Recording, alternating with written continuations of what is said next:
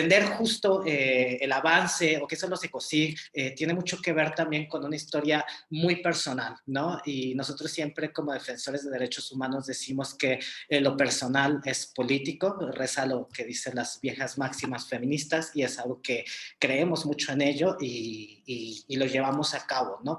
Entonces, bueno, el día de hoy me toca hablar justo de qué son los ECOSIG, estos esfuerzos para corregir o suprimir la orientación sexual o identidad de género de las personas con una, como lo dicen, una orientación sexual o una identidad de género no normativas, ¿no? Estamos hablando de la comunidad de lesbianas, de gays, de bisexuales, transgénero, transvestis, transexuales y lo que se le vaya sumando a algo que no es dicotómico. Creo que esto es algo muy importante, ¿no? Porque de repente desde el área de la salud se plantea a la sexualidad humana o a la persona en una dicotomía de o es esto o es el otro sin ver todo el espectro que hay en medio, ¿no?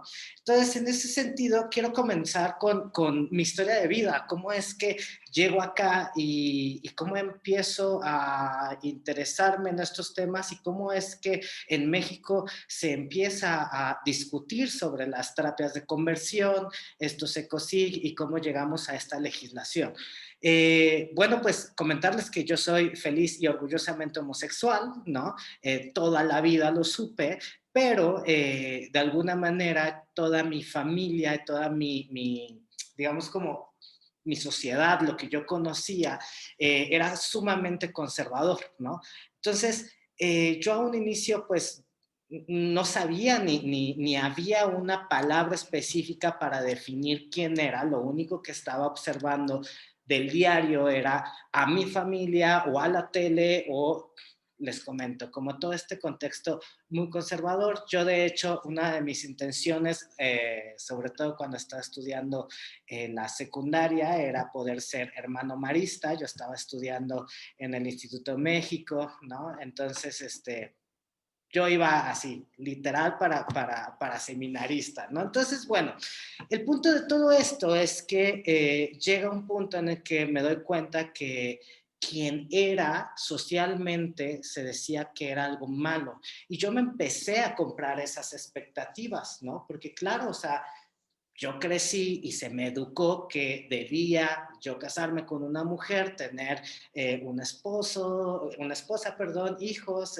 perrito y cumplir el modelo que nuestras familias nos inculcan, ¿no? Y yo adopté ese modelo y yo quería llevar a cabo ese modelo, pero sorpresa, la realidad es que no me atraían las mujeres. Hice todo lo posible de joven, ¿no? Tuve relaciones sexuales con mujeres, fui súper noviero, yo creo que comprendía muy bien a las chicas en muchas cosas y entonces había una química increíble, pero pues nada más, ¿no? Y entonces en todo este caminar, la única información nuevamente que yo podía acceder en ese momento es que las personas a las que les gustaba alguien de su mismo sexo eran uno pecado, ¿no? Que te ibas a ir al infierno y entonces pues eso no está bien visto, ¿no? La otra es que pues eran enfermos, o sea, yo nací en 1989, ¿no? Eso quiere decir que cuando yo nazco, aún se consideraba a la homosexualidad como una enfermedad. Es decir, todas las personas que estudiaron, por ejemplo, las carreras afines a la salud, salud mental, ¿no? Realmente todas las que egresaron antes de los 90 consideraban a la homosexualidad o a las personas lesbianas o a las personas trans como personas enfermas mentales, ¿no? Y entonces me toca este contexto, ¿no? Y entonces hago todo lo posible por querer cambiar.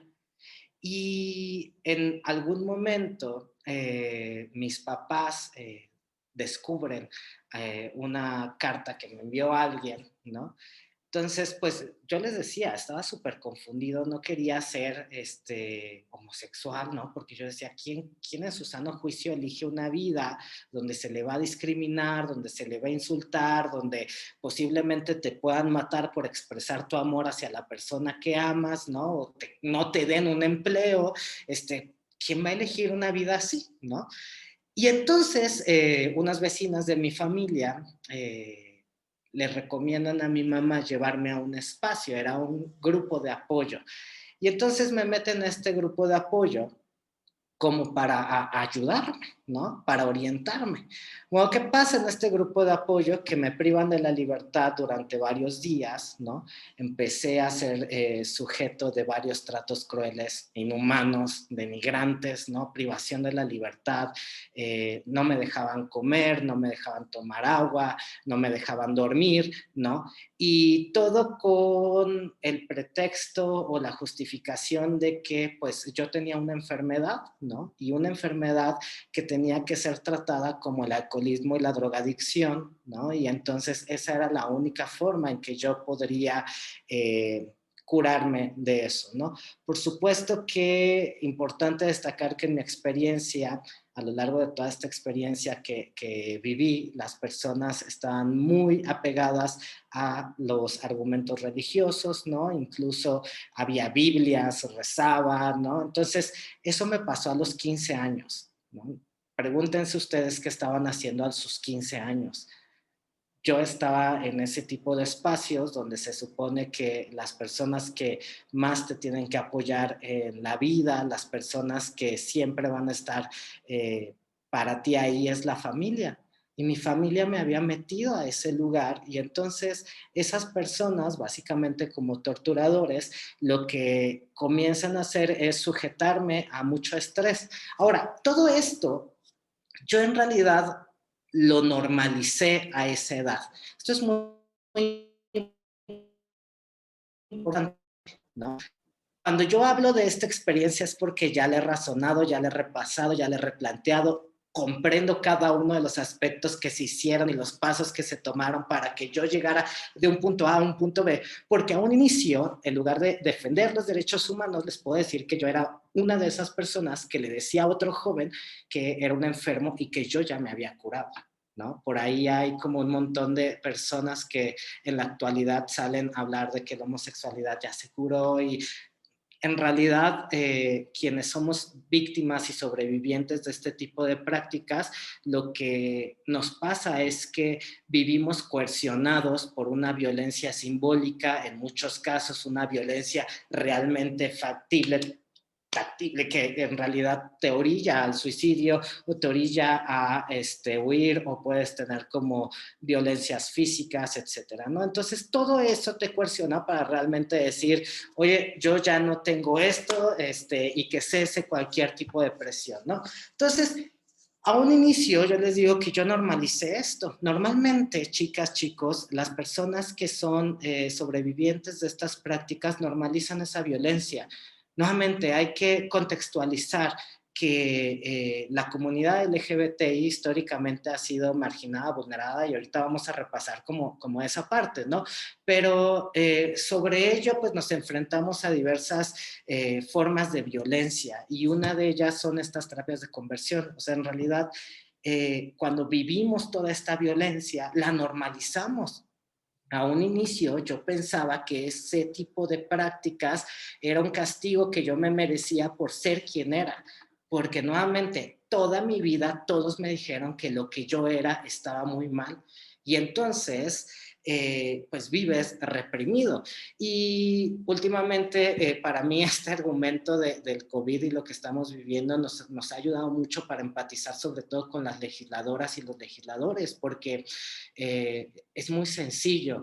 ¿A quién de nosotros les gusta o nos gusta estar encerrados?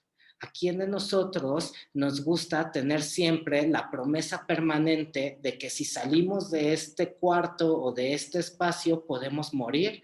¿No? ¿A quién de nosotros nos gusta ser señalados por salir y quizá disfrutar nuestra vida? ¿No? Y entonces un poco lo que vivimos en la cuarentena, el estar encerrados, es muy similar a lo que vivimos las personas LGBT cuando estamos dentro del closet. Lo mismito, chicos, lo mismito, ¿no? Y por supuesto, ¿qué sucede cuando estás dentro del closet, cuando estás dentro de este espacio donde está la promesa de que si sales, te asomas tantito, te va a pasar algo? Pues te vuelves loco, básicamente. Empieza a haber un montón de ansiedad, un montón de depresión, ¿no? Creo que todas y todos en este momento, en este contexto, lo hemos vivido. Tan solo un poco de lo que significa pues quizá empatizar con qué es el closet, ¿no? Entonces, cuando nosotros vivimos todo esto, normalizamos esas violencias, empezamos a ceder nuestras libertades por una seguridad, ¿no? Y entonces yo creía firmemente que eso nos pasaba a todos. No fue sino hasta muchos años después que ya había yo formado la organización y pude estar en Estados Unidos, en San Francisco, para ir aprendiendo sobre este tema y los movimientos y avances que tenían en Estados Unidos, donde me doy cuenta que yo no era la única persona a la que le habían realizado eso, que además había otras personas en otros países que habían vivido por la misma situación. Digamos que era la misma obra de teatro, pero con diferente actor o actriz y diferente escenario, pero la misma trama, ¿no? Y entonces me doy cuenta ahí que había toda una cuestión sistemática para suprimir y reprimir la personalidad de individuos que tuvieran una orientación sexual o identidad de género no normativas. Y comienzo a estudiar y comienzo a aprender y comienzo a plantearme una serie de preguntas, pero para plantearme esa serie de preguntas tuve primero que trabajar un montón en mí. Después de que vivo todo ese tipo de experiencias, yo siempre he dicho que la sexualidad humana es como un río, o sea, va a encontrar siempre su cauce y por más presas que tú pongas en algún momento cuando se reprime la sexualidad, ¿no? Esta se desborda y pues tienes consecuencias en la salud y en tu integridad y en tu salud mental, pues bastante considerables, ¿no? Y entonces en ese sentido, pues por supuesto que este tipo de prácticas, cuando yo hablo sobre mi experiencia y ellas, yo les digo que sí sirven. ¿Cómo es que sí sirven? Sirven en que realmente despersonalizas al individuo. Haces de su psique una plastilina. Por ejemplo, dentro de mi propia experiencia, después de 3 días sin dormir y estar sujeto a estrés completamente, si vas cabeceando, ¿no? Llega alguien y le empieza a pegar a la mesa, entonces no puedes dormir. El único momento en que yo pude cerrar los ojos en esta experiencia fue para que me hicieran una regresión, ¿no? ¿Y qué es una regresión? Bueno, pues si ustedes investigan, sobre todo quienes están en la parte más allegada a la salud mental, pues van a encontrarse todas las recomendaciones negativas sobre qué son las regresiones, que no son nada éticas, etcétera. Pero bueno, en estas regresiones que me hacen, a mí me instauran una idea y la idea fue: tu papá abusó sexualmente de ti. Y estuve yo 3 años de mi vida pensando y viviéndome como si mi papá hubiese abusado sexualmente de mí, porque para ellos era muy lógico. Tú eres homosexual porque a alguien le llamaban descoyuntó tu sexualidad. Tuviste que tener un trauma en la niñez que hizo que desviara tu sexualidad y entonces hay que arreglar eso porque pues pobrecito de ti, o sea, sí tienes remedio. Y el remedio tiene que ser mucha oración y mucha fuerza de voluntad. Todos los argumentos científicos van para un lado y comienza el argumento entonces más religioso, ¿no? Porque además, recordemos, y el contexto mexicano en su mayoría, pues hay una religión católica cristiana y pues a través de eso existe una manipulación y una coerción sobre nosotras y nosotros. Entonces, cuando yo empiezo a darme cuenta de estas violencias, sobre todo cuando me doy cuenta de la existencia de las casas de seguridad a las que ingresaban sobre todo a mujeres trans, a las mujeres transgénero, estas casas de seguridad pues básicamente operaban secuestrando a los jóvenes, ¿no? En su mayoría las personas víctimas de este tipo de prácticas son personas menores de edad, ¿no? O personas que son muy dependientes económicamente de sus familias, por ejemplo, alguien de 22 años, de 23 años, que quizá está estudiando en una universidad, pero depende económicamente de las familias. Lo que hacen los papás es firmar básicamente un release, ¿no? Así como, pues, yo estoy firmando y yo me hago cargo de mi hijo y todo, y entonces, pues, te privan de la libertad. Y en estos centros de privación, pues, básicamente están hasta que despersonalizan al individuo, ¿no? Entonces, para mí eso ya era como bastante violento y mis papás, pues no sabían nada o de repente para mí era como bastante traumático pensar que ellos supieran lo que estaba pasando en estos espacios. Y entonces, cuando me cachan cualquier otra, seguramente porno en la computadora, ¿no? Entonces, yo no sabía borrar el historial, me cachan mis papás y ahí yo, pues básicamente fue así como, papás, la neta es que he intentado 4 años como cambiarles, conté lo que había pasado, yo llorando, ¿no? Y mis papás lo que me dijeron en ese momento fue, qué bueno que me dices o que nos comentas que pues no pudiste porque ahora que nos dices y ya eres sincero sobre tu enfermedad, pues te podemos ayudar. Y entonces agarré mi violín y básicamente me salí de casa a los 17 años y comencé a vivir en situación de calle.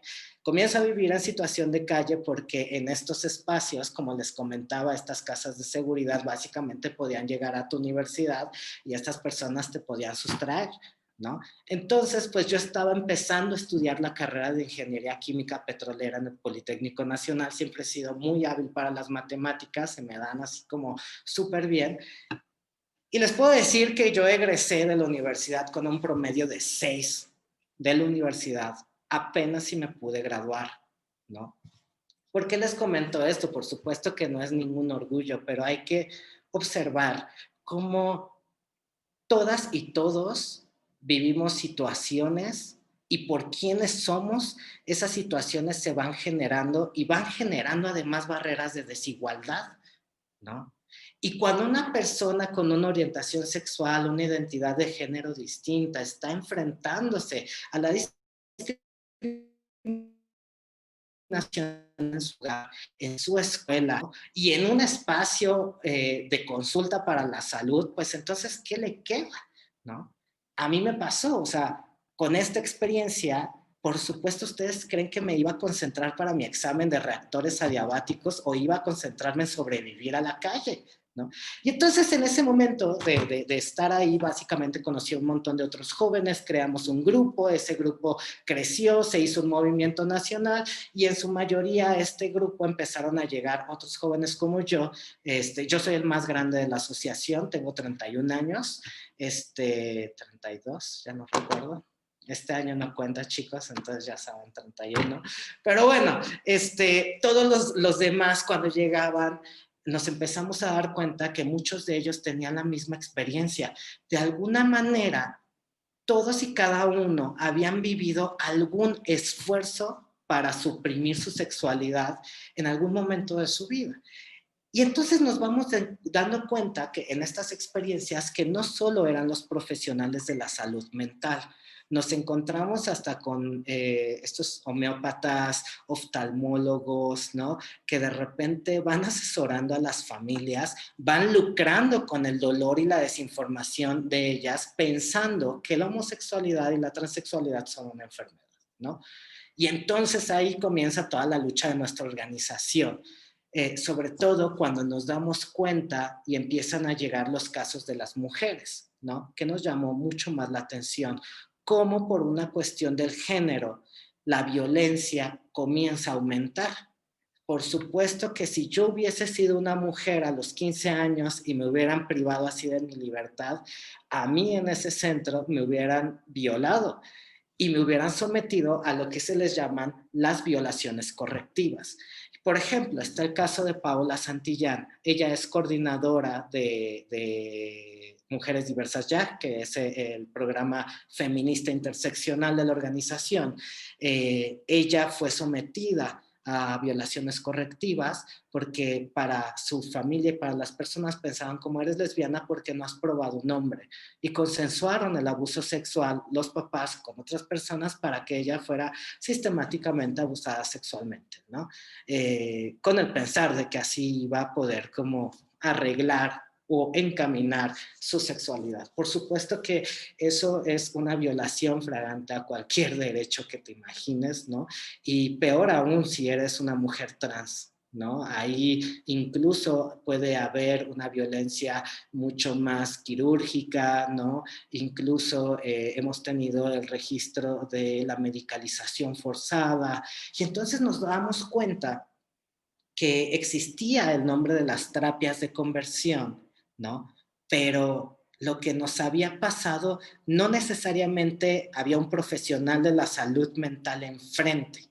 Con que fuese alguien con una cédula médica estuviese haciendo eso está aceptado. Hay personas que ni siquiera tienen un título para hacerlo.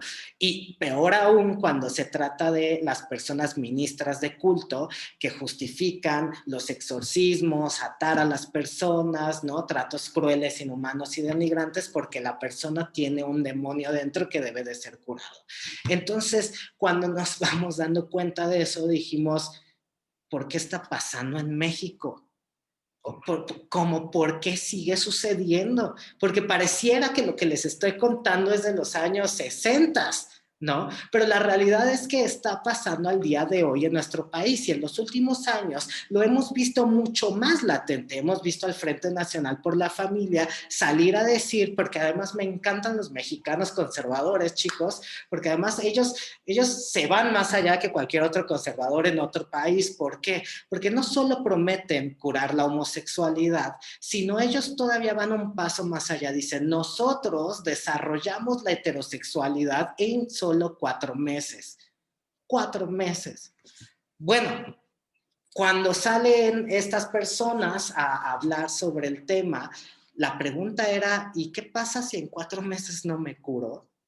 ¿No? O sea, ¿quién me va a regresar ese dinero? Y entonces comenzamos a ver la falta de regulación completa en toda el área de salud y la falta de la visión diferenciada e integral para poder ir teniendo como acciones mucho más específicas a las realidades que cruzamos las diversas poblaciones de la diversidad sexual, ¿no?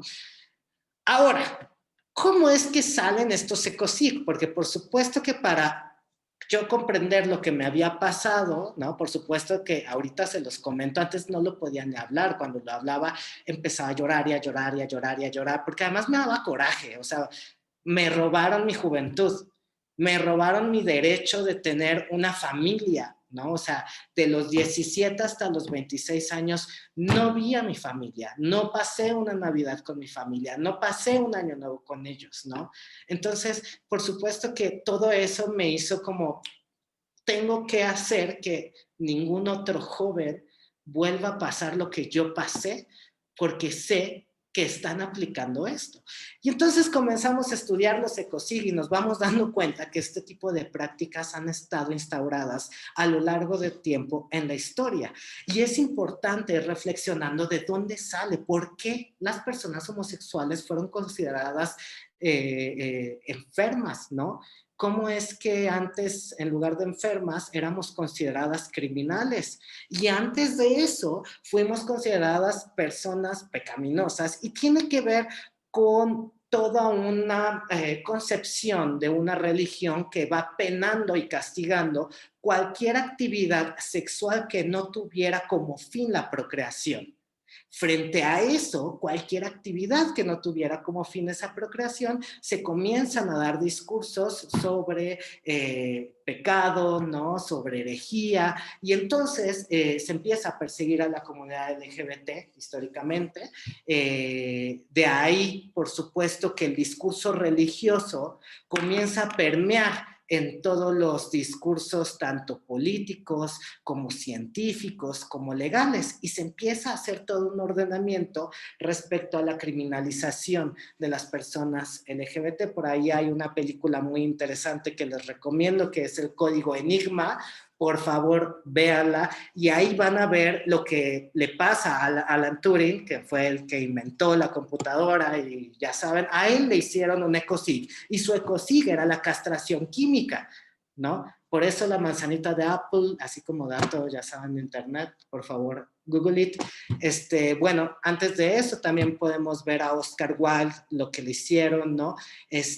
Básicamente, este tipo de prácticas comienzan a cambiarse de la penalización, ¿no? A la observación médica y patologización de los cuerpos disidentes, ¿no?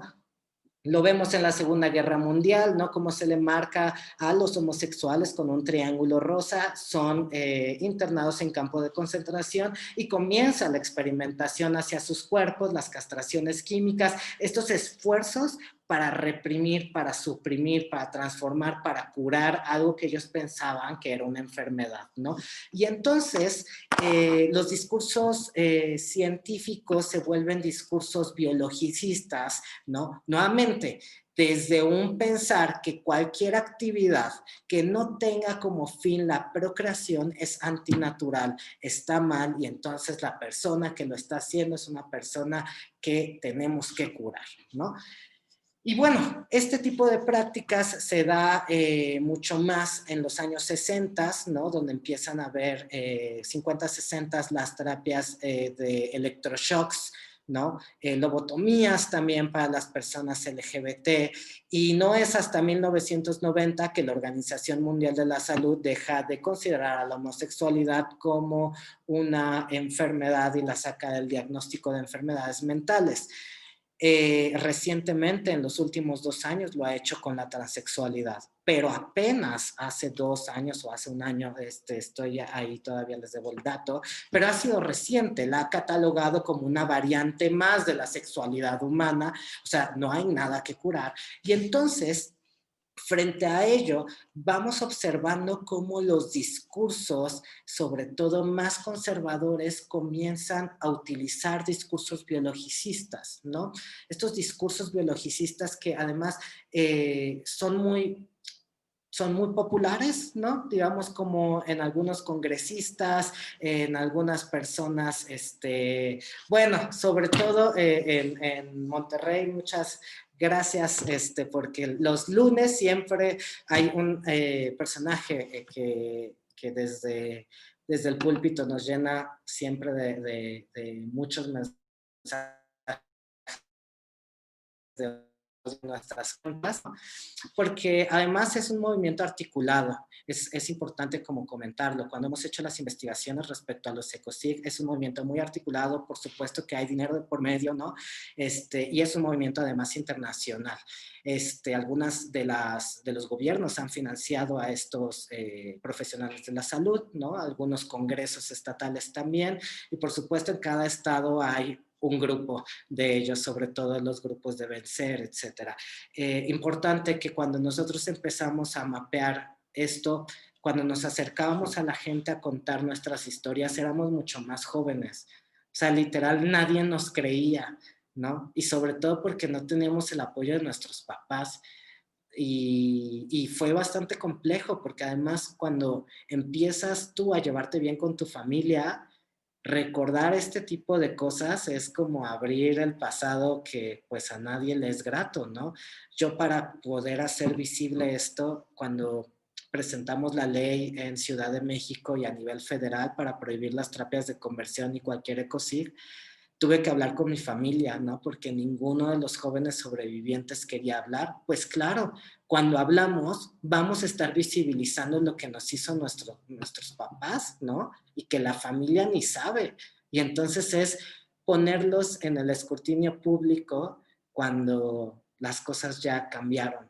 Entonces, bueno, estos esfuerzos para suprimir la sexualidad de las personas básicamente surgen justo de esta filosofía de que existe una enfermedad que debe de ser curada. Prácticas como privación ilegal de la libertad, terapias de conversión son unas de ellas, violaciones correctivas, golpes, incluso hasta la violencia económica que a veces se da dentro de las casas. Ahí hay un simbolismo de si tú eres así va a haber un castigo. Haces todo lo necesario para castigar a la persona, porque entonces la vas a estar educando que si es así, pues va a estar algo mal y entonces las personas se van cuadrando a lo que una norma establece. Por supuesto que esto daña completamente la salud de las personas, ¿no?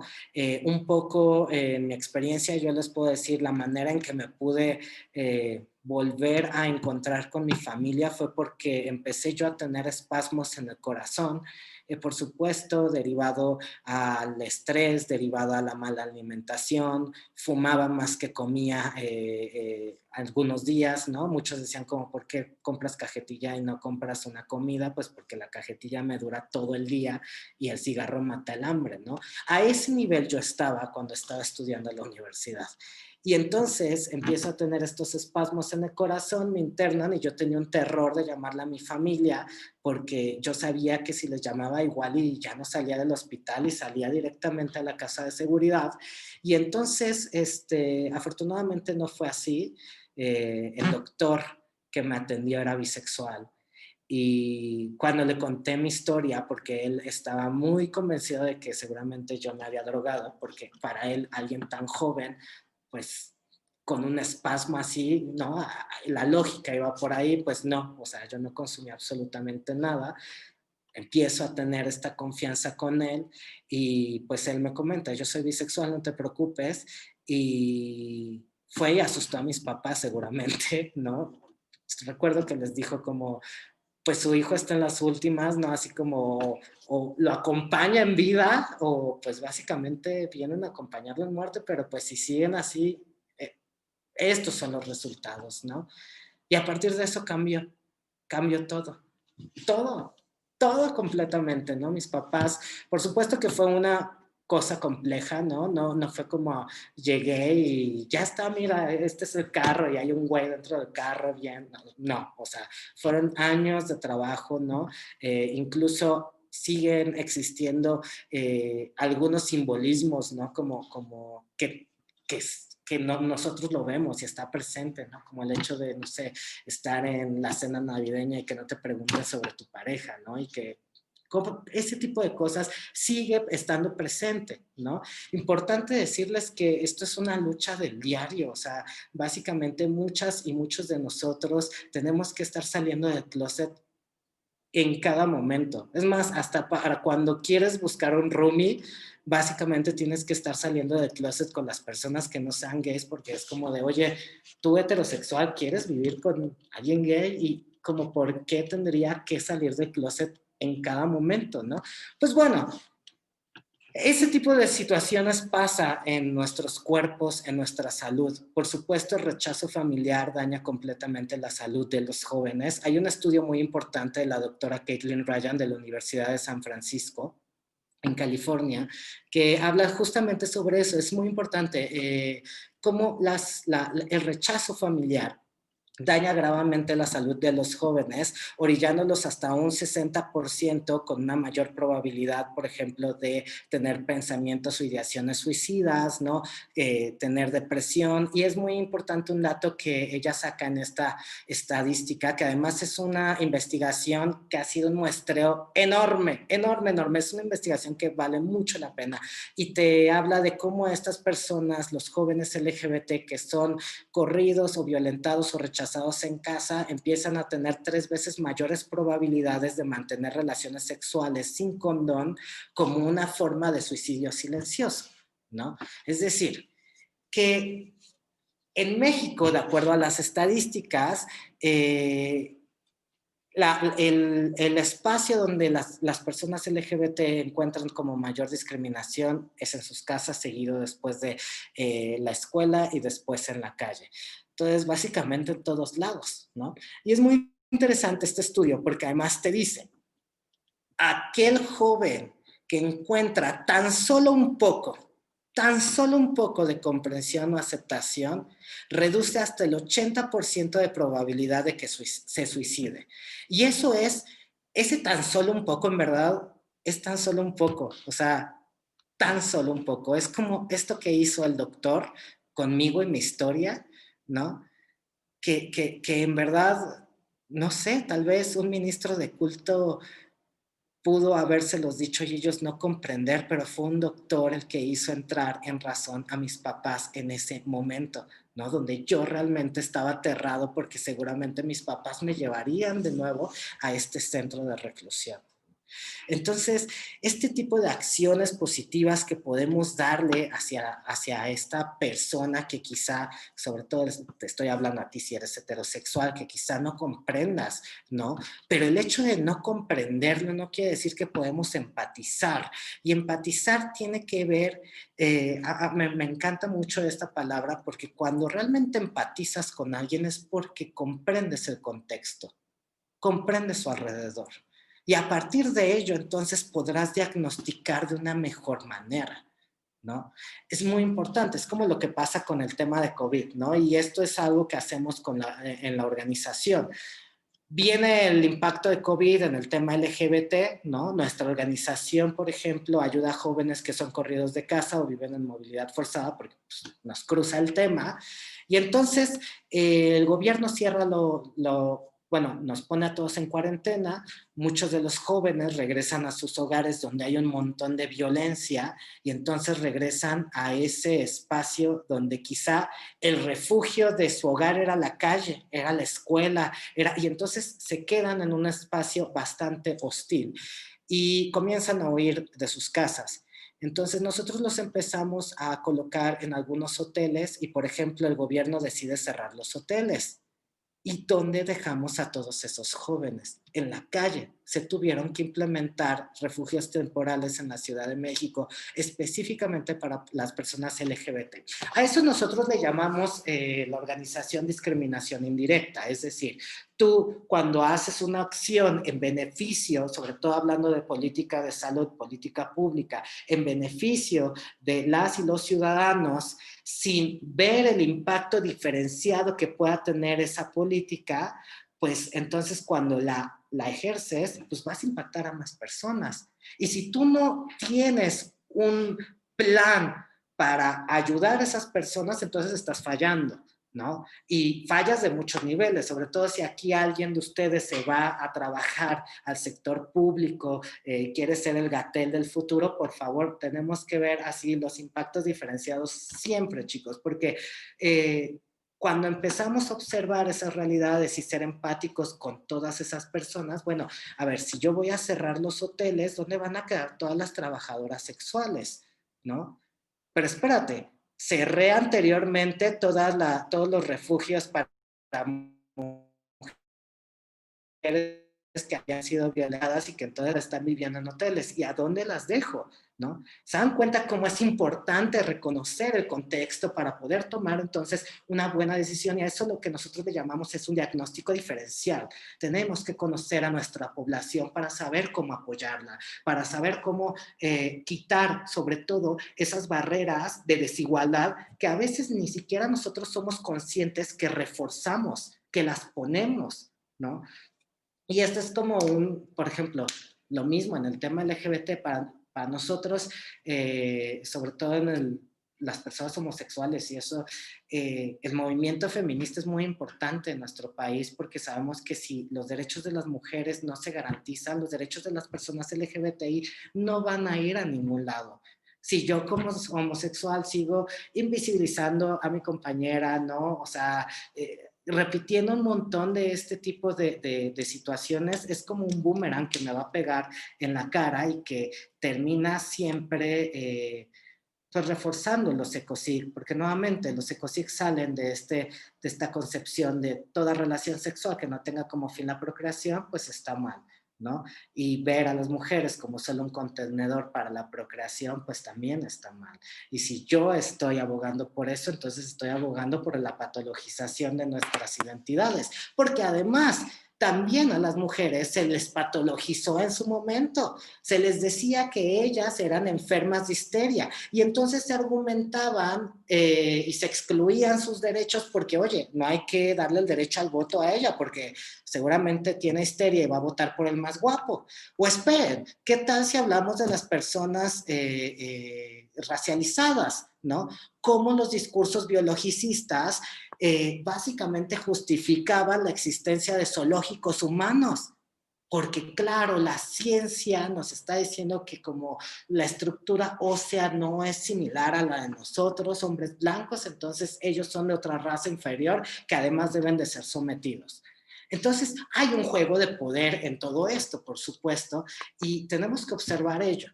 Yo quería como un poco ir platicando sobre estas experiencias porque era importante que después de entender todo esto, dejáramos no solo, habláramos solamente, perdón, de las terapias de conversión. El problema es mucho más complejo, ¿no? Y por supuesto sabemos que una ley no es suficiente para combatir este fenómeno. Como ya saben, hay un montón de prácticas, todas ellas se basan en tratos crueles, inhumanos y denigrantes, ¿no? Son un delito en nuestro país, pero siguen siendo vigentes porque hay personas que se escudan en el derecho de tu laicidad para ejercer tu propia religión y sobre todo el derecho de la religión para unirla con una práctica médica y cómo entonces tu Estado vas a venir a mí a regular mi religión, además aplicada a la parte médica, ¿no? Y entonces, pues te das cuenta cuando escuchas estos discursos que afirman que estas prácticas sí funcionan y que nosotros somos unos enfermos, pues para empezar te da mucha tristeza, ¿no? Que las personas sigan pensando así al día de hoy. Realmente hay personas que piensan que nosotros deberíamos de estar encerradas y siendo torturadas para dejar de ser homosexuales, ¿no? Y bueno, lamentablemente estos discursos han tomado fuerza, porque además estos discursos los van adaptando con los discursos de las mujeres y del movimiento feminista. Es decir, cuando estamos, por ejemplo, cuando estábamos antes de pasar la ley en la Ciudad de México, en las discusiones con los legisladores, con los diputados, una de ellas, de Acción Nacional, decía, oigan, pero pues ustedes están a favor de la cannabis, ¿no? Claro, porque el libre desarrollo de la personalidad, ok. Pero pues si la persona se hace daño fumando marihuana, pues tú quién eres para impedirle ese daño. Y era como de, oye, pero tú también estás a favor del aborto, ¿no? Y pues es decidir sobre tu cuerpo. ¿Por qué no dejas que una persona homosexual decida sobre su propio cuerpo y decida cambiar? ¿No? Y entonces es muy interesante estar viendo esos discursos porque la primera vez que lo escuchas y que te das cuenta que han cambiado el discurso de es un pecado, Dios te va a castigar, a ya un tema más apegado a derechos humanos, ¿no? Es bastante interesante. El tema acá es que básicamente ninguna de estas prácticas es acreditada por nadie serio a nivel internacional en cuestión de medicina, ni en academias de psicología, de psiquiatría. Básicamente las personas están empujando por un fraude, ¿no? Y ustedes lo saben muy bien. O sea, aquellas personas que publiciten algo que pues es como, a ver, el tema de Herbalife, no sé si supieron que hace años varios vendedores decían que Herbalife curaba el cáncer. Y entonces muchas personas dejaron de tomar sus quimioterapias para comprar Herbalife. Y entonces eso es publicidad engañosa y fraudulenta. Y nosotros somos las víctimas, ¿no? Y entonces sí, el Estado se puede meter para regular eso. Ahora, ¿cuál es el problema? Que en México no existía una regulación formal o hay una gran área de oportunidad para la regulación respecto a la salud mental en nuestro país. No existe. Hay algunas normativas, ¿no? Que pueden ser como algunas normas oficiales, pero las normas oficiales es lo que el viento a Juárez, o sea, no son vinculatorias, es como solo una guía y es si la quieres tomar o no. Y entonces ni siquiera te dice cómo una persona puede tener su propio consultorio psiquiátrico, por ejemplo, ¿no? Y pues racionalicemos más esto. Creo que es importante que nos empecemos a cuestionar como mexicanos qué tipo de acceso a la salud merecemos, ¿no? A la salud mental también, aquella que sea dada a través del Corán, la Biblia, el tarot, o aquella que sea dada a través de, de los diagnósticos que están así en boga y en la parte internacional y lo que digan verdaderamente las organizaciones más serias respecto al tema de salud, ¿no? Yo creo que nos merecemos ese tipo de acceso a la salud, ¿no? Y cuando nosotros metemos esa iniciativa, lo que buscamos fue cárcel para las personas que hicieran alguna de ese tipo de prácticas. Y en el Senado también la reforma a la ley de salud para quitarle a estas personas su cédula profesional, ¿no?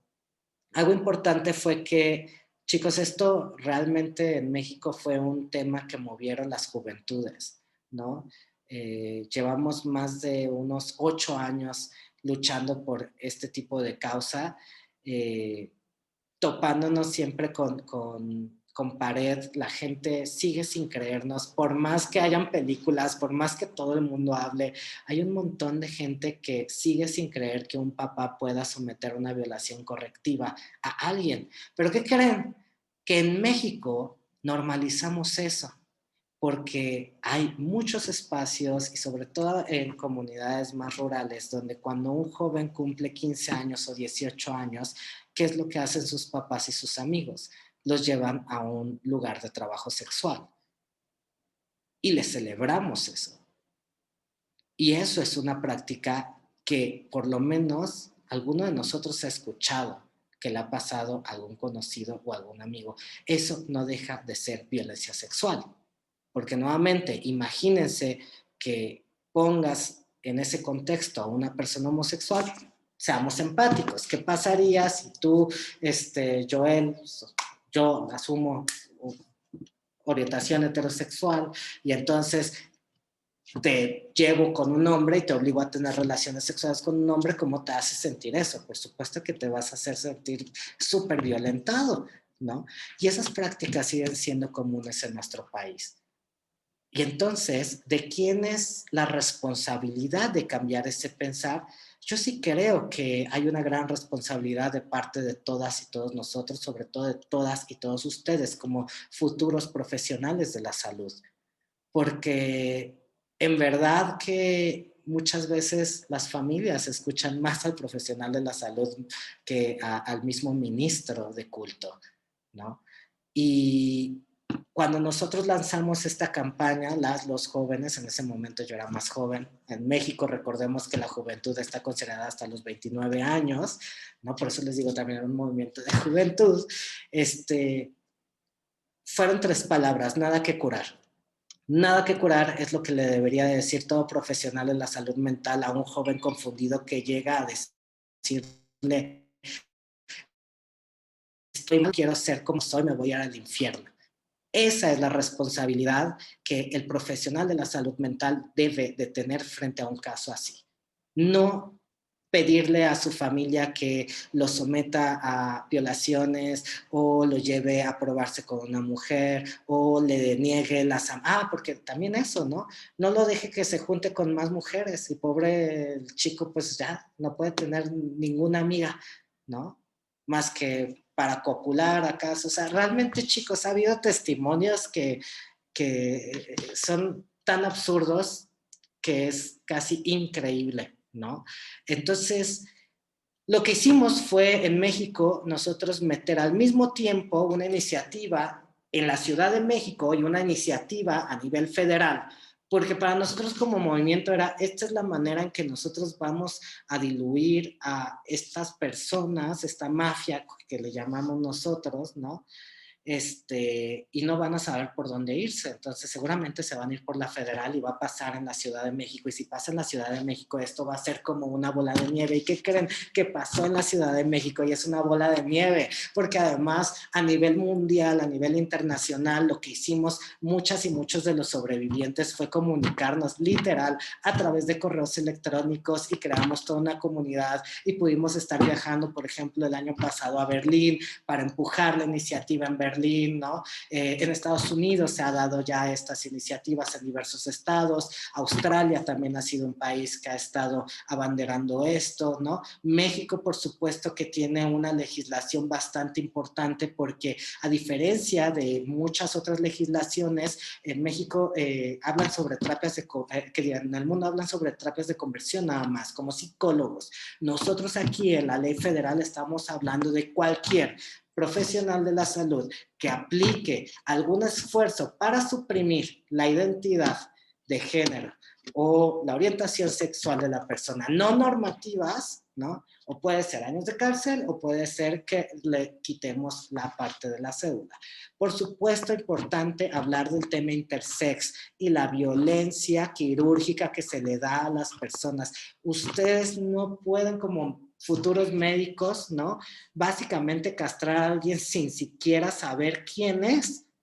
Y ese es el derecho que cada uno de nosotros tiene respecto al libre desarrollo de su personalidad. Es un derecho humano de todas y de todos. Y entonces, creamos un montón de legislaciones, de acciones que fueron paralelas a las legislaciones, sobre todo de investigación. Empezamos a trabajar con la Organización Mundial de la Salud, empezamos a trabajar con Naciones Unidas a través de la agencia UNODC, creamos este manual y esta guía dirigida a profesionales de la salud mental para el combate de los ECOSIG, y estamos generando un montón de otras cosas, ¿no? Porque vamos viendo que realmente hay una gran área de oportunidad en la regulación de la salud mental en nuestro país, ¿no?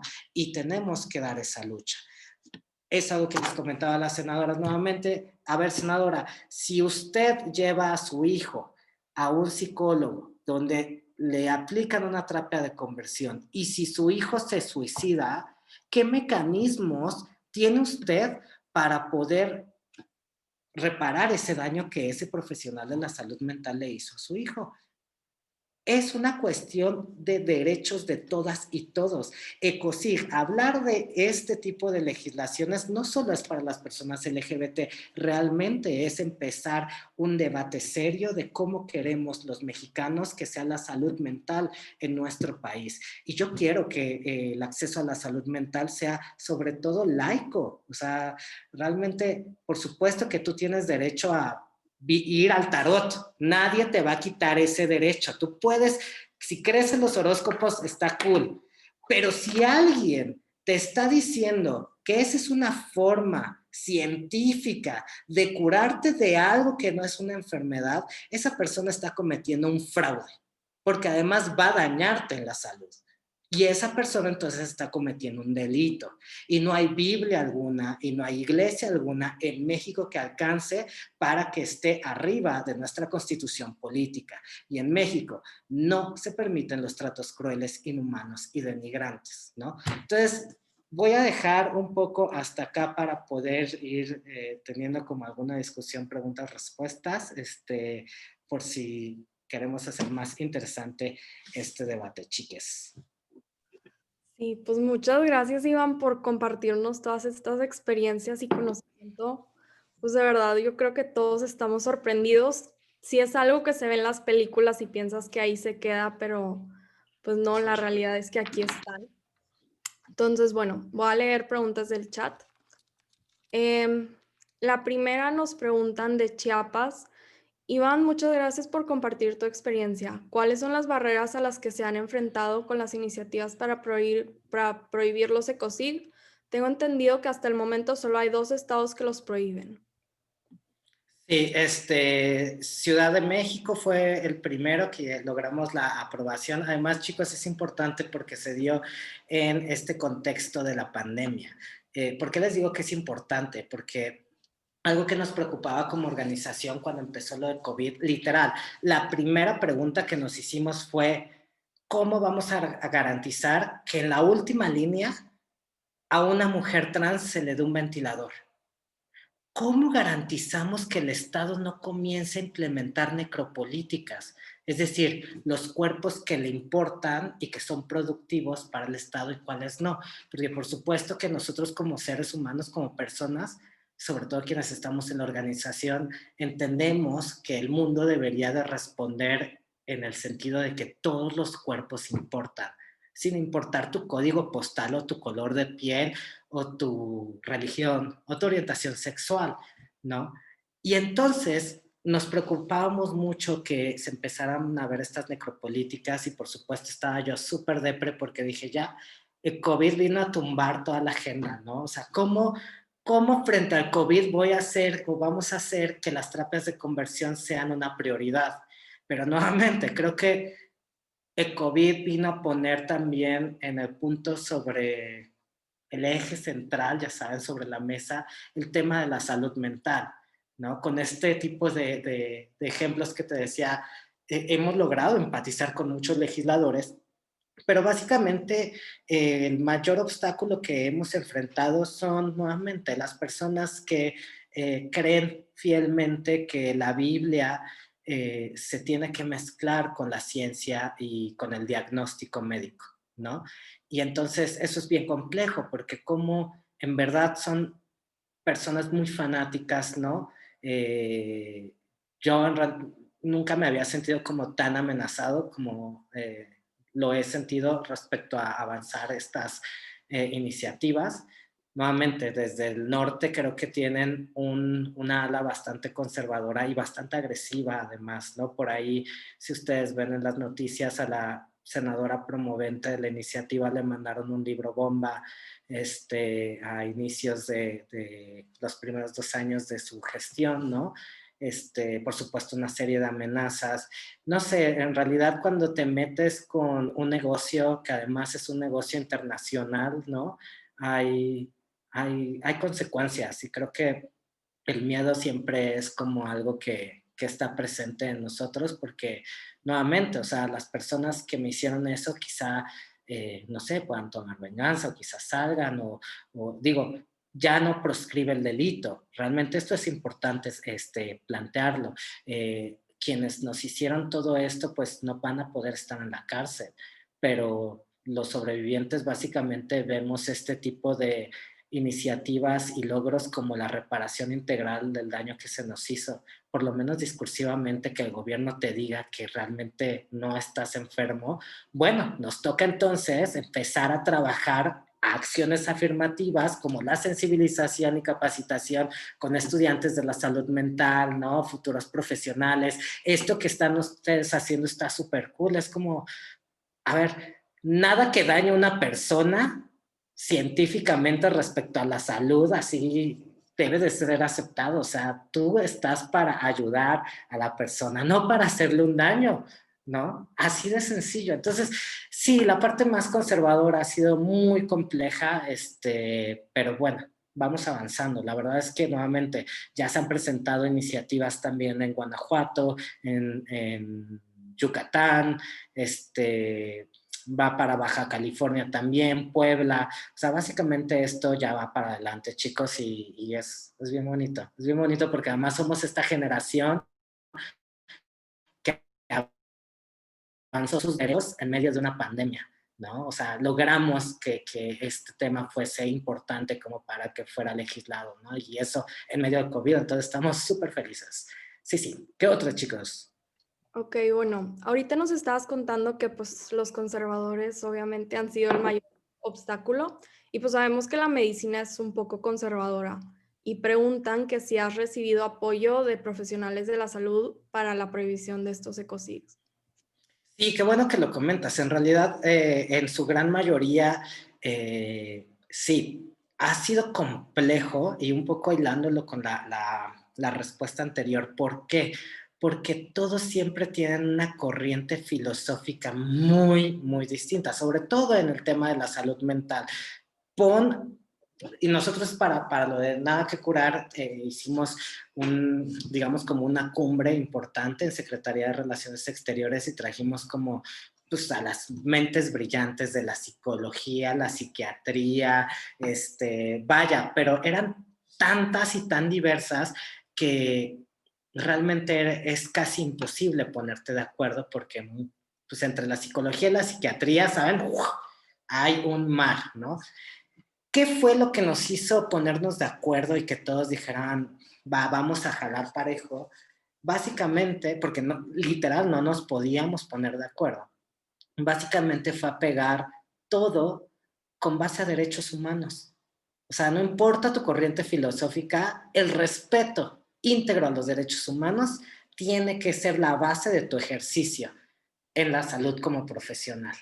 Y el derecho a la no discriminación. Cuando todos consensuamos eso, el trabajo fluyó porque todos ya tenían entonces un mismo pensar, un mismo sentir de hacia dónde deberíamos de dirigir nuestros trabajos, sin importar si yo creo en lo objetivo y tú en lo subjetivo, y ¿saben? O sea, un montón, porque hasta sexólogo sabía, entonces, no, una gran variante. Entonces, bueno, yo creo que es un tema que hemos ganado desde 1990, o sea, tampoco es que estemos inventando el hilo negro, ¿no?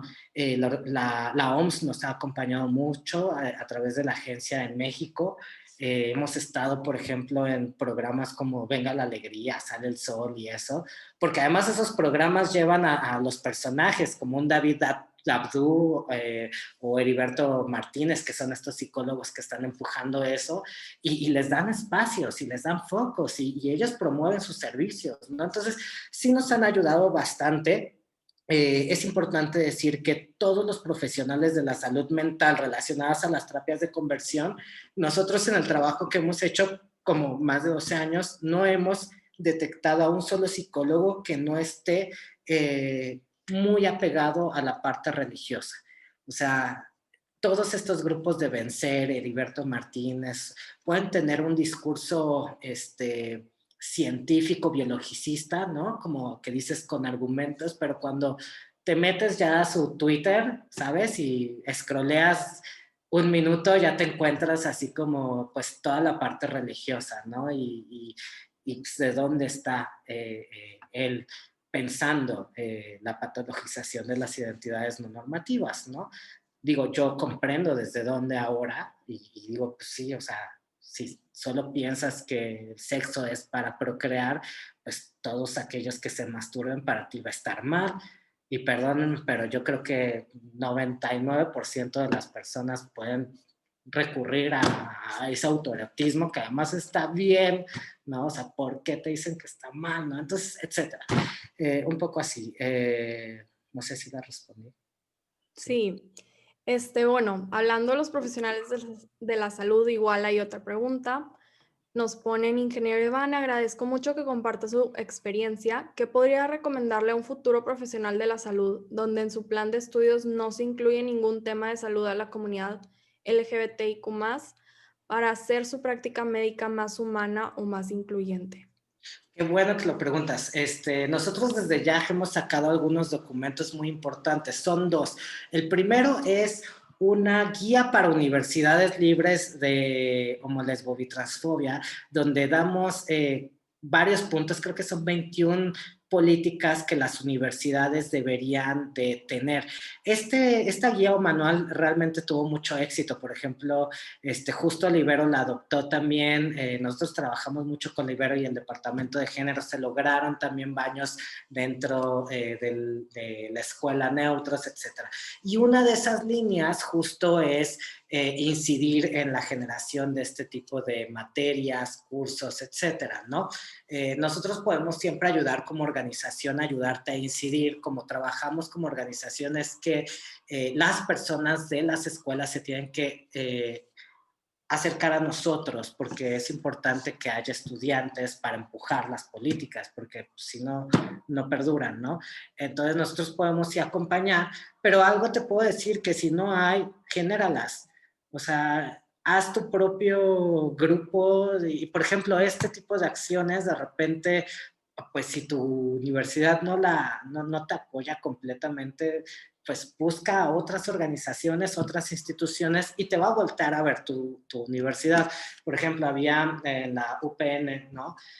Nos empezaron a invitar y nosotros llevábamos a la titular de COPRED, de CONAPRED, a la de la CNDH, oye, que a la Embajada de Estados Unidos, y entonces ya hasta los mismos maestros pedían estar en esas conferencias, ¿no? Entonces, cuando tú generas tus propios espacios, ni siquiera le tienes que rendir pleitesía a nadie más, y eso a veces pasa en los ámbitos escolares, chicos, ¿no?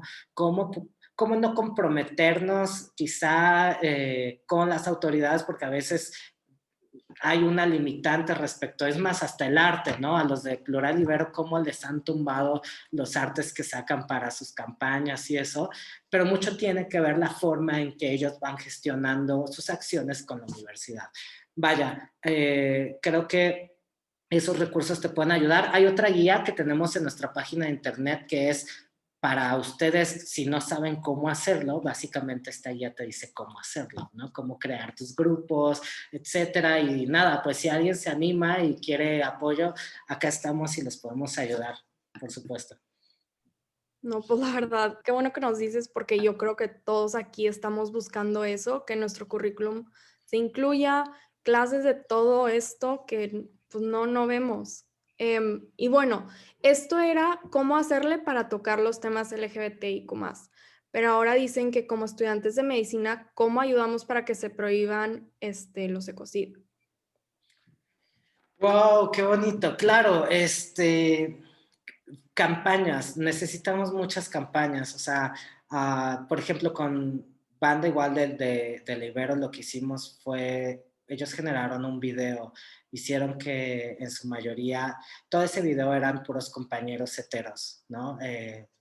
Todos ellos dijeron, quienes tenemos un amigo gay o lesbiana o algo así, pues le entramos y entonces hicimos un video con un montón de estudiantes de Libero y todos ellos se pronunciaban, ¿no? Y hicieron un poema muy lindo y entonces eso a nosotros nos ayuda porque empezamos a trolear a todos los legisladores, ¿no? Y entonces, además de que a ustedes también pues les da mucha visibilidad, ¿no? Como colectivo o como escuela, decir, igual no es la escuela, pero somos estudiantes de la escuela, ¿no? Y eso hace a la escuela.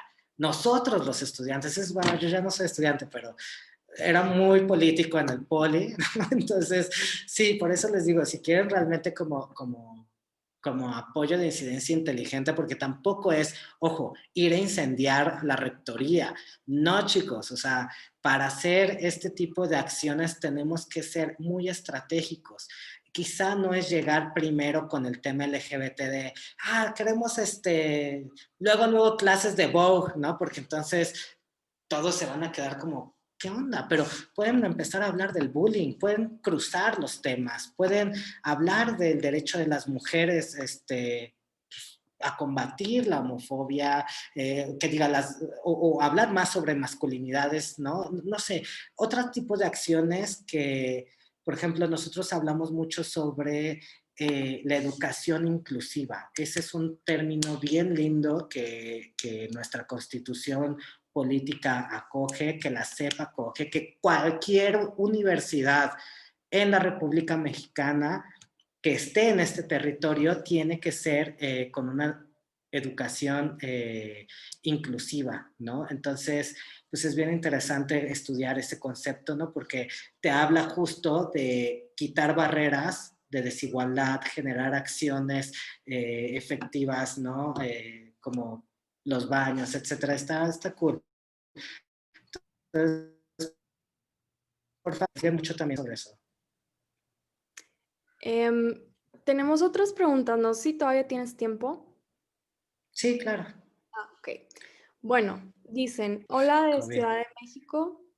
Me gustaría preguntar cómo puedo yo ayudar a algún conocido que está en peligro de que lo lleven a un ecocid. ¿Cómo puedo ser esa persona de apoyo? Ok, a ver, si estás en Ciudad de México, es que para empezar la pregunta es qué tipo de COSIG, ¿no? En su mayoría, eh, lo que hemos visto, los casos más problemáticos son sobre privación de la libertad, ¿no? En ese sentido ya tenemos como una ruta trazada de ir con la Comisión de Búsqueda y de Rescate de la Ciudad de México. Esa comisión lo que hace es encontrar a la persona, dónde está, La comisión no puede sacarlo del lugar, la comisión solo encuentra a la persona, pero levanta un reporte. Y entonces nosotros ya empezamos a generar datos de qué tipo de lugar es, porque por ejemplo esto es algo muy interesante, y como no se está, esto se va a pasar, se va a sacar como en vivo, tal cual, Va a ir a lo van a YouTube. utilizar como, ok, no, entonces está cool. No les hablaré del caso específico. Pero bueno, hay algunos otros casos que es importante que tengamos que observar el contexto porque puede existir crimen organizado a un lado. Nos ha pasado en algunos de los estados donde incluso entran a estos centros y los raptan para el crimen organizado. Se los juro que jamás había pensado que iba a cruzar mi agenda con el crimen organizado, nunca, pero por lo menos en el Bajío han estado desapareciendo muchos jóvenes y estas casas de seguridad están vinculadas con esos espacios, ¿no? Entonces, bueno, primero te diría qué tipo de COSIG, algo que te puedo decir es que escuches y des palabras justo de aliento. Como les decía casi a un inicio, el hecho de que tú estés ahí para apoyar, básicamente haces que hasta un 80% tu amigo o tu amiga reduzca las posibilidades de suicidio. O sea, eso ya es un montón. Eso es un montón. Pero bueno, si no, lo que te puedes acercar es a COPRED, que es el Consejo para Prevenir la Discriminación en la Ciudad de México. Nosotros estamos trabajando de la mano con ellos, con la titular, que es Geraldine, y seguramente ella nos va a llamar y va a canalizar a tu amigo con nuestra organización. Nosotros tenemos grupos de apoyo donde estamos las y los sobrevivientes hablando de nuestros casos, ¿no? Y el hecho de que tú escuches a alguien que está viviendo o que vivió lo mismo que tú estás viviendo, pues es bastante poderoso, ¿no? Y generamos pues herramientas para poder pues pasarla mejor. O sea, sí, claro. Entonces, llévalo con Copred o pues a YAG México directamente para que no triangulen. Nosotros pues lo podemos apoyar. Uh-huh. No sé si hay otra. Es que acaba de aparecer otra pregunta. Ingeniero Iván, me encantó su ponencia y estos temas son los que causan furor en la sociedad. Sin embargo, somos una nueva generación que está rompiendo con esos estigmas. Mi pregunta es que si tengo el conocimiento de lugares que se hacen pasar como curanderos de personas pertenecientes a LGBTIQ+, ¿qué me recomienda hacer en contra de estas organizaciones? Nuevamente, contexto. Por ejemplo, la pregunta era de Chiapas, ¿no? Nosotros no podemos entrar a las comunidades, nos matan, básicamente. O sea, hay muchas comunidades, seguramente tú lo sabes, que ni siquiera puedes tomar fotos a las personas porque siguen considerando que, pues, les robas como el alma, ¿no? Y hay muchos espacios, tanto Tabasco, Chiapas, ¿no? Donde las comunidades no se puede ni siquiera reconocen al gobierno. O sea, tan así, el problema que cuando les digo, hay que ver el impacto diferenciado es eso. A ver, para empezar, no podemos echar a la bolsa a todos los LGBT. O sea, yo soy barbón, me pinto las uñas, ¿no? Soy Piscis, seguramente aquí alguien gay más es distinto, pues, o sea, y vivimos cosas muy diferentes. Ustedes allá en el norte están viviendo en otro país, ¿no? Que acá en la Narvarte, en Ciudad de México. O sea, ese tipo de cosas va a ser importante para saber cómo entrar, ¿no? Porque a veces podemos ponernos mucho más en riesgo y poner en riesgo a la persona, ¿no? Por eso les decía, hay un caso que independientemente del nombre, lugar, alguna otra organización se metió para querer apoyar ese caso y terminó estropeando y generó mayor violencia, porque en el afán de querer lograr la liberación de la persona, pues solo alertó y empezó a existir una violencia mayor, ¿no? Que hace que la persona de manera coercionada salga a la fiscalía, presente una denuncia en contra de sus amigos que querían liberarlos, ¿no? Y cuando tú te das cuenta de la fotografía, la persona tiene las ojeras hasta acá, o sea, es completamente distinta, se ve que hay una violencia física hacia ella, ¿no? Entonces, cuando hablamos de ese tipo de casos, pues es importante nuevamente ver todo el contexto atrás para idear la mejor estrategia de acompañamiento. Nosotros nunca acompañamos un caso si no está el gobierno de lado, ¿no? Porque literal, les digo, hay comunidades, sobre todo en el Bajío, donde pues la situación es mucho más compleja, ¿no? Hay un lugar donde, por ejemplo,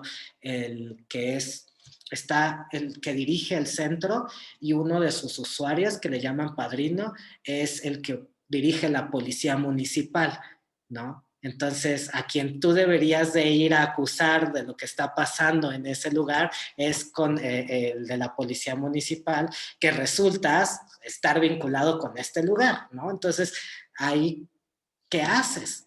Además, chicos, es importante decirlo y que no se nos vaya del mapa. ¿Saben el número respecto a la impunidad en México? Apenas acaban de salir unas estadísticas, estamos arriba del 85% de nivel de impunidad en todo México. ¿Qué quiere decir eso? Que cuando te cometen un delito y tú vas y denuncias, pues 8 de cada 10 personas pues básicamente no van a resolver su delito. Ahora, ustedes saben que la discriminación es delito en México, ¿estamos de acuerdo? Se supone que nadie debe discriminar a nadie desde hace varios años. ¿Saben cuántas personas están en la cárcel por discriminación desde que se hizo esa ley? Ninguna. Ninguna.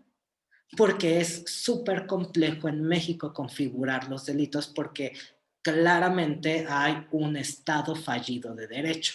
Entonces, si lo que estás queriendo decir, Iván, es que las leyes no están funcionando y no se están implementando, pues ¿para qué empujas una ley como la de COSIG si no vas a poder meter a nadie a la cárcel porque pues ya lo estás diciendo? Bueno, pues porque nosotros, como yo les había dicho a un inicio, no pensamos que las leyes y menos las leyes punitivas funcionen tan efectivamente, ¿no? Es decir, la cárcel, por supuesto que no es la solución para un problema social. Es más, nadie de nosotros que hemos sido sobrevivientes de estas prácticas denunciaríamos a nuestros papás. Yo no conozco a nadie. Bueno, Pau, pero Pau no los denunció penalmente, solo levantó una para que ya no se acercaran, de restricción, una orden de restricción, pero pues por supuesto que no los quieres meter a las cárceles, porque ¿qué pasa? Cuando nosotros salimos del closet como personas LGBT, lo que queremos básicamente es decirle al otro quiénes somos y que nos acepten. Si yo le cuento a mi familia es para literal que, no sé, espero que me abrace y me diga, no te preocupes, hijo, puedes traer a tu novia, a tu novio, así como lo hace tu hermano, ¿no? Y no hay ningún problema. Entonces, una denuncia agrava completamente el tema con nuestras familias. Pero entonces, hay que ver estas iniciativas solo como un banderazo de salida para comenzar a hacer acciones que impacten en lo social. O sea, cómo esta iniciativa se cristaliza y permea en la sociedad. Y entonces, cuando tú creas una ley, automáticamente tu gobierno tiene la obligación de proteger, promover, defender, garantizar los derechos humanos. Y en una de esas medidas, por ejemplo, es tú creas una ley, gobierno, entonces tú tienes la obligación de generar mecanismos y acciones para que se prevenga el delito. O sea, pues ¿de qué te sirve, gobierno, meter a todos a la cárcel si ni siquiera tienes capacidad en las cárceles? Entonces, ¿qué estás haciendo, gobierno, para lo que tú ya estás considerando un delito, realmente que la gente no llegue a ese delito? Y entonces eso nos permite acciones de civilización, campañas de concientización. Cada 17 de mayo hay acciones así que recuerdan el tema de que ya no somos enfermos, que se prende el Senado de morado, que va la ley, ¿saben? Esas acciones son las que nos ayudan a eso y sobre todo los mecanismos para garantizar la no repetición, chicos. Y los mecanismos y acciones para la reparación integral del daño. Porque nuevamente, acá como generación yo creo que es algo que, porfa, tenemos que todos topar muy cañón. En nuestro país la justicia básicamente ya es poesía, o sea, es algo como ¿Qué es justicia para nosotros? ¿No? El caso de Ayotzinapa, por ejemplo, ¿realmente hemos tenido justicia como sociedad? ¿Las víctimas indirectas han tenido justicia? No, si sabemos que el 80 y pico por ciento de los casos no se resuelven, entonces, ¿qué estamos, dónde estamos, ¿no? Como sociedad. Entonces, para nosotros como organización y como en su mayoría los jóvenes, ya un adulto, creemos que la justicia justamente tiene que ver no con llegar a atrapar a la persona responsable, sino ya qué gobierno tú vas a hacer para que esto no vuelva a pasar, ¿no? Para que prevengas delitos. O sea, ya exigir solo que aparezcan, nos vamos a quedar básicamente toda la vida esperando eso. Entonces, hemos volcado como organización ahorita a empujar la justicia como una redefinición de queremos justicia, queremos acciones para prevenir el delito, queremos acciones para la no repetición, queremos acciones para la reparación integral del daño. Y yo creo que eso también, pues véanlo en sus escuelas, en sus aulas, en toda acción que tengan, literal, esas acciones es obligación de todas nuestras autoridades, ¿no? Fomentar realmente espacios de mejor convivencia, ¿no? Un poco eso. Pues ya, muchas gracias, Iván. Para cerrar, nada más tenemos una última pregunta, que es que si les puedes recordar el nombre de la doctora de la investigación de San Francisco de los traumas en la infancia. Es Caitlin Ryan, de la Universidad de San Francisco. Se llama el proyecto de Family Acceptance Project. Family, a ver, déjame, Acceptance, perdón, Project Caitlin Ryan. Ajá, y se las paso ahorita si quieren. Es muy bueno ese documento. Ha estado en México un par de veces ya. Y básicamente, como en su mayoría profesionales de la salud, es lo que citan para justificar sobre todo en sus proyectos de investigación o intervención cómo es que existen afecciones a la salud meramente de las personas LGBT, ¿no? Caitlin se escribe con... aquí ya lo tengo. Perdón, mi internet es muy malo. Se los paso aquí entonces en el chat, chiques. Sí. También les voy a dejar, por favor, la página de internet de la asociación. Ahí ustedes pueden ver los manuales que hemos desarrollado, tanto para universidades, para generar espacios libres de cualquier tipo de violencia, y nuestros manuales y descargables de Nada que Curar, etcétera. Entonces, por favor, revísenlos. Literalmente, si hay alguno de ustedes, chicos, que quiera generar su movimiento social, cualquiera, no necesariamente tiene que ser LGBT. Nosotros en realidad estamos pro derechos humanos, pro derechos de la mujer, sobre todo compañeras, amigas, si ustedes quieren como empujar eso, pues por supuesto acá podemos ayudar. Tenemos también programas de fortalecimiento institucional dirigido a jóvenes, precisamente que hacemos de la mano con la Embajada de Estados Unidos, y lo que hacemos es un programa de fortalecimiento, por ejemplo, fundraising, cómo bajar financiamientos para todas estas causas que ustedes están haciendo, diplomacia pública, y nada, la vinculación también con algunos de los actores claves con los que nosotros colaboramos en la organización. Ahí en la página de internet pueden ver a nuestros aliados, y esa convocatoria sale cada año. Entonces, bueno, acaba de pasar, y por favor, pues nada más chéquenlo, y cualquier cosa estamos aquí a sus órdenes. Pues muchísimas gracias, Iván, de verdad. Muchas gracias por compartir tus experiencias, todo tu conocimiento.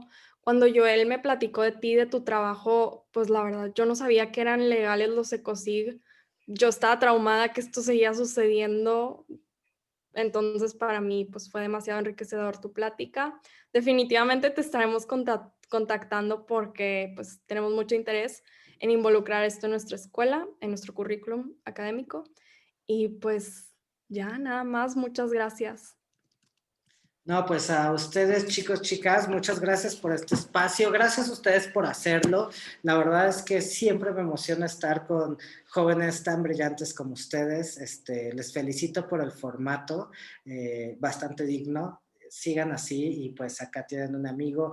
Por favor, si necesitan apoyo, orientación respecto a temas de diversidad sexual, no duden en contactarnos. Mi nombre es Iván Tailes, yo soy de YAG México. Nos vemos. Gracias, nos vemos. Gracias, Iván. Gracias. Y gracias a todos por asistir.